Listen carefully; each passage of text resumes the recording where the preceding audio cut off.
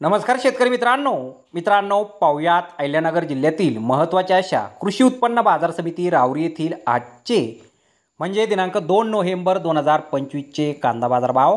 मित्रांनो, आज राहुरी येथे गावरान कांद्याच्या एकूण 24,525 कांदा गोण्यांची आवक दाखल झाली होती।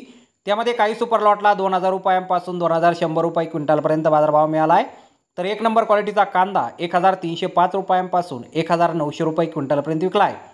2 नंबर क्वालिटीचे कांदे 805 रुपयांपासून 1,300 रुपये क्विंटलपर्यंत विकलेत।